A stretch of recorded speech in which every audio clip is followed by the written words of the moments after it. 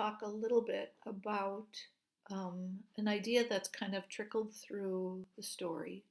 And that's this idea of whether or not someone is clever, or in this case, whether or not Rivka is clever. We're told at the beginning of the story, Rivka has to trick the guards, right? And that Tova tells her that she should be more clever and not rely on her looks all of the time. But in fact, it is, in a way, Rivka's looks and her cleverness that help her um, trick the guards so that her family can escape. And then we hear time and time again how Rivka didn't feel clever when something happened to her. In the last letter, she wrote about how nice it would be to have Tova in America, two clever girls, loose in America, so to speak. And she's worried about her looks, though, all at the same time. Her hair has not grown back. We hear time and again about how important it is for the girls to have good looks. And that idea is going to continue to play out in the rest of the story and in this letter, in fact. Um, so be attentive to that, and we'll talk more about it when it comes back later. But Rivka is worried about her lack of hair and how that is making her looks bad. And she talks about trying to be more and more clever. Now, Rivka has learned, we've saw in the last letter, she's learning English. She now knows Yiddish and Hebrew. She knows Russian. She knows Polish. She learned Flemish. And now she's learning English. So that's a pretty clever kid, don't you think? Let's take a look at what happens to Rivka somewhere on the Atlantic. If you can open up your books to page 75, that's where I'm reading from. And we begin with this quote. We numbered many in the ship. Some spread the sails, some pulled together the mighty oars. 'Twas placid weather. The rudder in his steady grip, our helmsman silently was steering the heavy galley through the sea, while I, from doubts and sorrow free, sang to the crew. Placid weather, boys and girls, means calm weather. So let's see if indeed Rivka has calm weather on September 16th, 1920, somewhere on the Atlantic. Dear Tova, the ship is excellent. I have a little room with a bed bolted to the floor and a table that folds out. A small round window looks out over the sea. But who wants to stay shut up in a cabin when there is so much to do? Such a lounge there is, with a player piano and polished wooden counters. The lounge reminds me of your salon back in Berdichev, only much larger. There are dances at night, and the passengers whirl about on a parquet floor. During the day, a young sailor named Pieter puts brushes on his feet, and he dances all alone, polishing and waxing. As he works, he sings and tells jokes to me. Out on the deck are chairs for days of reading. They are bolted down, like my bed, so they won't shift in heavy seas. Of course, we have had nothing like heavy seas since we boarded, just clear skies and a gentle breeze. Sometimes, Pieter says, there are storms so fierce I think the ship will break apart. Pieter's such a joker. I am never certain whether to believe him or not. We trade songs, and Pieter teaches me little dances when he is not on watch. He is like another brother to me, only he is better somehow than a brother, though he teases me every bit as much as Saul does. But it doesn't annoy me when Pieter teases. I like it. If I sit down in one of these chairs with our pushkin, Pieter rushes over and tucks a blanket around my legs. Is there anything else I can do for you, Miss Rivka? He asks. He treats me like a little Tsarina. Me, Rivka Nebrot.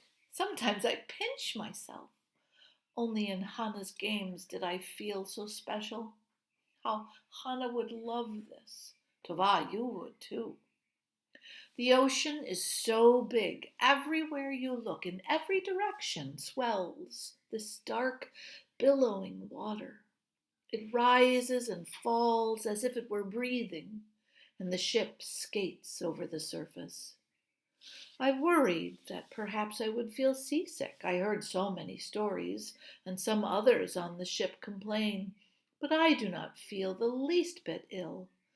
I feel healthier than I have ever felt in my entire life, even if I don't have hair on my head. Today, I had the most interesting conversation with Pieter. He had a few minutes before he went on duty, and we walked around the deck talking. He told me he had 9 brothers. No sisters? I asked. No, he said. Mama kept looking for a girl, but we kept coming out boys.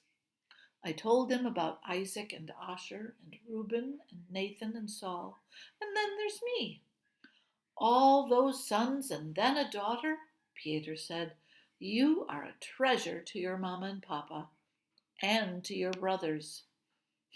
I've never met my brothers, Isaac and Asher and Reuben, I told Pieter.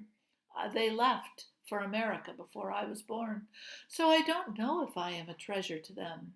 But I assure you, I am no treasure to my brother Saul. To Nathan, maybe, but not to Saul. Can you imagine, Tova? Me, a treasure? I told Pieter, really, I don't believe anyone in my family thinks of me as a treasure. Pieter said, if this is true, then your family is blind. I lowered my eyes for modesty's sake, but I couldn't help the smile that tugged at my lips, Tova. Pieter said, You are such a brave girl, Rifka, and so clever to have managed on your own. I had told him about our escape from Berdichev and about the typhus and how Mama and Papa had to leave me behind. I would not be so clever, Pieter said, to learn so many languages. You speak Flemish better than I do, and I have lived in Belgium all 17 years of my life. Again with the languages, Tova. Why do people make such a to-do? I said, You are full of nice words, but I am not certain I deserve them. You call me brave, but I will tell you what is brave. My Aunt Anna is brave, and my little grandmother. They are brave to stay in Russia and live with the hatred for the Jews. They are clever too, so much more clever. In Berdichev, you must be clever simply to stay alive. For me, since I've left Berdichev, life has been easy, except that I have been apart from Mama and Papa. I have met with such kindness. No, I am not brave, Pieter. If I were brave, I would have stayed in Russia. Maybe, Pieter said, maybe they are very brave, the ones you have left behind in your homeland. But are they clever? My cousin Toba is very clever, I told Pieter. She has chosen to stay. I am a simple boy, Pieter said. I can't learn the speech of other countries the way you can. I only travel back and forth across this big ocean. I do not know much, but to me, Rifka, you seem very brave and very clever indeed. Then Pieter bent over and kissed me. Right on the lips, Tova. A warm kiss with his soft blonde hairs of his mustache tickling me. For just a moment, I hoped the ship would never arrive in America, and I could go on sailing with Pieter across this wide, green ocean forever. But when I looked up, Pieter's face was red.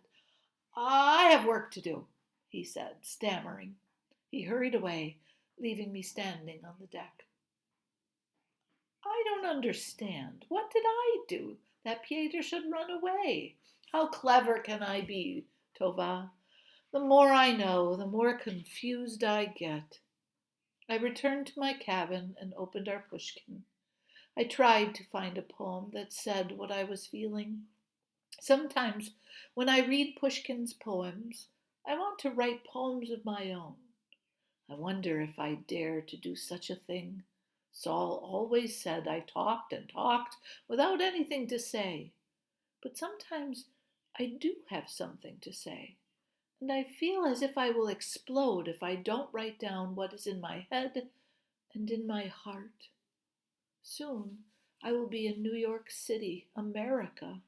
Soon I will be with Mama and Papa and all my giant brothers, Nathan and Saul and Isaac and Asher and Reuben. Brothers I don't even know. In America, maybe, I will write poems. Shalom, my cousin, Rifka.